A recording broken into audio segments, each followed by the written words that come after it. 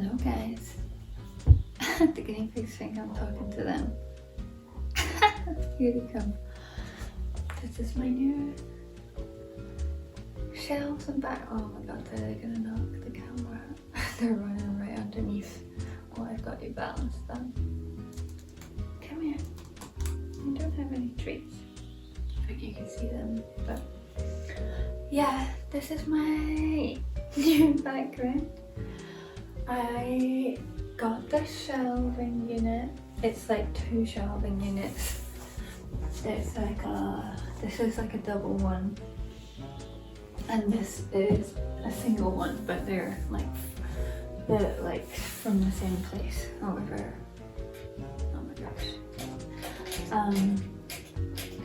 But yeah, I've put some stuff on it just now, but I'm not actually really liking it.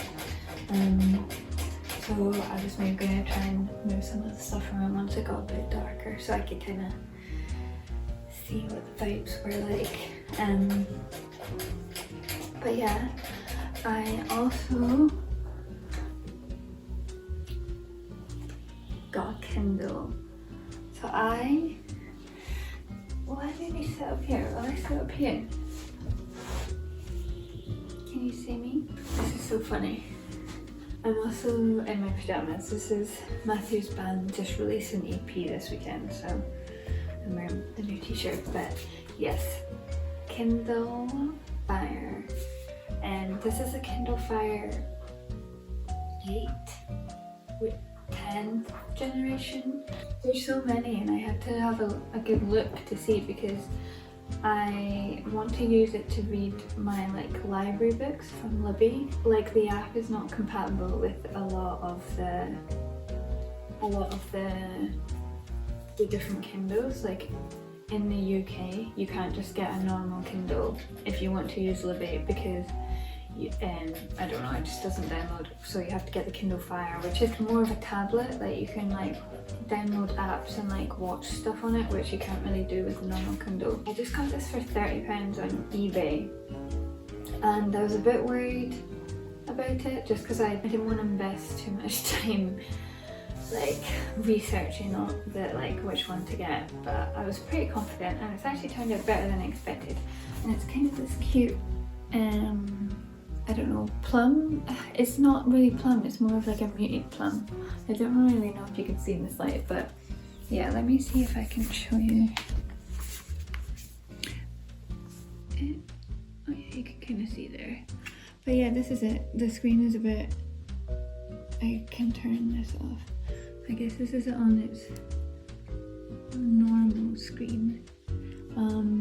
But because I get really bad migraines, I just have to have it on this ridiculous sunset mode, because otherwise I get a very sore head. So I managed to follow the online instructions to get the Libby app, and here it is. It gets all my library apps for free. I was just testing to see what the sort of, can you see? I think it's a little, just kind of see how it looked on the screen, but I can't wait. And then what else have I got here? Get back up. I just finished literally an hour ago reading Young Mungo. Oh my goodness, that was I thought I was going to enjoy it, but it's really affecting. It's super dark. It's about a young boy growing up in one of the schemes in Glasgow. I don't actually 100% know when it's set, but it kind of feels like 2000s and maybe late 90s or something. But the boy, young Mungo, is finding out about his sexuality whilst also growing up in poverty. I think one of the reasons that, obviously, coming from Scotland and just how real it was, all the characters felt so real. I've met people, I've seen people who've been affected by the things that it talks about in the book, so it was almost a little bit more harrowing just how real it felt. And I listened to it on audiobook, and I'm not sure how it is written in the physical book format, but the narrator for the audiobook was obviously talking in like Glasgow dialect with a Glasgow accent. So it just, it really just felt quite authentic. Hearing all of the slang and the accent, just like, it was just so easy because I'm obviously so used to hearing like Glasgow accents and stuff like that. But yeah, very harrowing. Young boy growing up in the schemes, his mum's an alcoholic, his brother's part of some of the gangs in Glasgow, and then he's sort of finding out about his sexuality and what happens to him. Is just very harrowing, and the ending was just great, really, really great. So there's also Shuggy Bane, which is also by the same author, which is, I was talking to someone about it recently, it's kind of a similar, along the same lines anyway for the story, but I will definitely be reading that at some point. And well, now I can listen to it on here, as well as my phone. It's making noises at me. I'm very excited. But I now can go through all of Libby, sort out all the books that I want to read, because I've never read an ebook before actually. This year has been a lot of new things for me with reading. Previous to this year, I had never read more than one book at once. Currently, as of this morning, before I finished Young Mungo, I was listening to Young Mungo, reading the third book of 1Q84 by Haruki Murakami for my book club, and then also for my own book club, which I'm running with some of my friends. I am reading It's There But For The by Ali Smith, which is going really well. So that is, well, 3 books. 2 books I'm physically reading, 1 book I was listening to, and I will pick up another audiobook. So that was a new thing, reading more than 1 book at once. And another new thing was listening to audiobooks. I'd kind of dabbled in it a little bit last year, but I'd never really done it. And now I can't go to sleep without listening to an audiobook, which is why I ended up getting Libby, because I just didn't realise you can get all your library audiobooks for free. And it's been so good because you have your older classics, and also you've got like new releases, and it's been so good. And my sort of, the amount of books I've gotten through this year has just like absolutely skyrocketed. So now I have ebooks as well, so I'm interested to see how that goes, and I think it will go quite well, because I obviously always have a book on me, but this is just so slim, and it is really light. I was worried that it not being in a smaller Kindle, that it would be too heavy and it would be more like an iPad, which is a little bit more cumbersome, but this seems fine. We'll obviously see. I'll need to get a little case for it, but yes, very excited about this. Very excited about this. This is my dream, to have one of these. So yeah, I will start getting it set up, and you can watch if you like, or you can leave, which is also fine. I'll be sad. Okay. So you can see on this side that, God, the lighting's a bit random now. You can see on this side I've just put my old bookshelf here. I want to maybe make this bit into, like, I think I was saying previously, that into like more of a desk space. So like maybe if I'm doing any sewing or like making anything or like writing letters or anything, that I could have like a sort of desk in this bit that I can sit with my feet under, because these are really quite low to the ground. I don't know if you can really tell, but they're maybe only like more than half a meter off the ground, but not like a meter, so you can't sit under. And also I think I need less wood. So I need less wood in this room, because now this kind of, well, it's just a lot of wood. And then I also still have this guy, which is a similar colour of wood, so I really want to try and change that out. So I still have this here with my painting above, and then I've taken some of the books out, so I need to like reshuffle these. But I still have my top and my miniature guinea pig there. My larger guinea pigs are there. They're running around and having a little munch. it's been quite difficult to make it not cluttered. I don't know. So in this like closed cabinet here, I just put, hopefully you can see, my little IKEA thing, and this has got like all my photographs from my cameras and like some that I've had printed, and my photo books and stuff.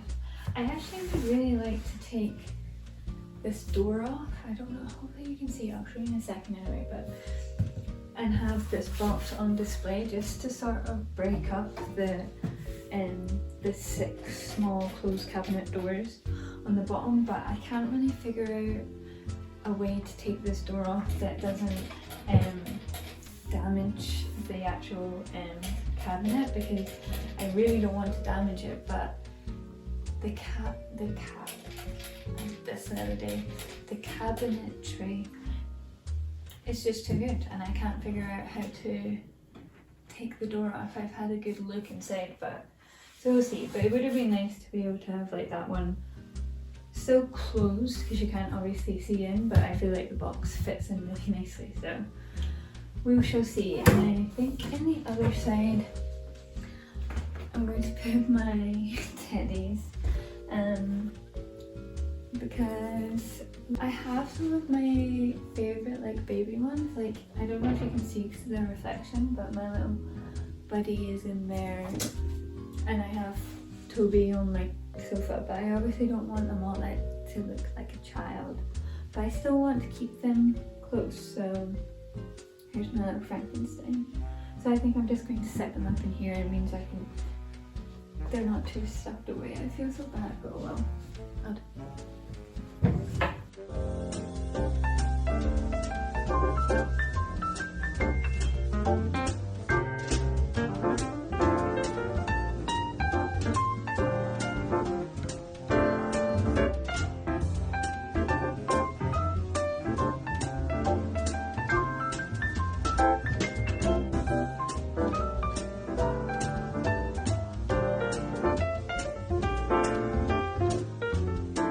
These are actually slippers, so maybe these could actually stay out. I think they're kind of funny. Goodbye. So in this one right now, I've got like Asian literature set up with a little postcard. It's so sad. Like all 3 sets of these cabinets had built-in lights like underneath the middle panel. But someone's cut the wiring out of the back, so there's like little slots for light bulbs. It would have been so nice to light it up, but I mean it's fine. I could get the ones that are maybe like subtly I can like stick on under here, because it's very dark as you can tell. I didn't put this middle shelf on because I just wanted I wanted to make them all a little bit different, so it wasn't just like line of books, so just like a little bit more dynamic, I guess. So I've left this top bit free for now, but yeah, that shelf there, and this one here I've got a set of Jane Austen's and these little small copies, which are not great to read from, but they're nice to have. I've got a little picture of my friends, and then this was made by one of my favourite book YouTubers who's also an illustrator. It is off the first page of Jane Eyre by Charlotte Bronte. And then I just put this copy there just to look nice. Got this little picture of my friends in Donegal, where we go every year. And then here I've got Buddy, a little picture of Lynn and Mira with my address book for letters. And then just a couple more books there. So I did have a complete line of books here, but I didn't like the look of it, and I don't know if it was because of the books themselves or what, so I might try a different set of books there and see what I think. I've got this little Miffy that my sister made for me. Kind of looks like he's dabbing, which is funny. Matthew's previous band EP on cassette. Just got that there and I just pulled that Hello Kitty out. So yeah, don't know what to put there yet. So I put a screen here because I don't have a TV in this room and I would like one. I've balanced it on these books to kind of raise it up because it looked a bit daft on the ground, so don't know how I feel about this. I would like to mount it, but again, I don't want to ruin the piece. And it kind of looks kind of cool actually, having them horizontal. And then above there, in this little closed glass cabinet, I've just got some random books there. I've got the Lord of the Rings books and Game of Thrones. And can you see you can see me? A picture of Katrina is stuck up the back there. Oh, I've got to say that I've got my Dickens collection up there, which ideally I'd be able to build some shelves to kind of make this look like a complete unit, ceiling to floor, if you will. But yeah, we'll see. Right now it's fine. I got this unit a lot faster than I thought I was gonna get it, so here I've got my Frankenstein, and I've just put a little copy of War of the Worlds to my camera, and then I've got this little light which is clamped onto the back. That was kind of the, I wanted to clamp it on here, but it was the only place that the clamp would be secure. And another photo of me and my friends in Donegal. I quite like how this looks right now, and I don't think I'm going to put anything else in there because I think it might get too cluttered. On the one below, these are some books that I want to get to quite soon, so I popped them there. Actually not this one, but I don't know why I ended up in that bit. But anyway, my Switch. I don't love my orange Joy-Con, but I don't have any money right now to replace it, and plus the Switch 2 should be coming out soon, so I'll get nice Joy-Cons for that. And then I just have this little piece of art here which I got recently, which I love. It's a little Skelly Bob falling. Down here we just have some more books obviously, and then my little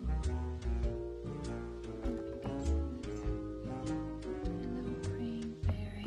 This is not done yet. I built this and wired it all by myself. It's so cute. Didn't realise I was going to give you a mini tour there, but I guess it's good because then we can compare it. Also, please, if you have an idea, tell me, because I don't know. What have I got in this one? Oh yeah, I've got tank tops, everyday tops, and my skirts in there since I got rid of the wardrobe. And this one has got my sewing machine and my main sewing box in there. So yeah, let's move stuff around and I will speed this up so you don't have to listen to me anymore.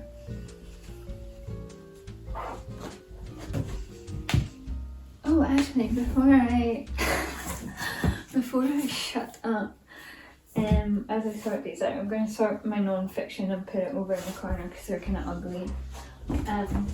But basically, today I found out this interesting fact about the house. So I was at work and I was just looking at some of the information about the house that we got. I was just looking for something, and we came across, like, as part of the paperwork, we got like the original who bought the house originally, and the person had the same surname as the other technician I worked with, and we jokingly said, like, oh, is this your granddad?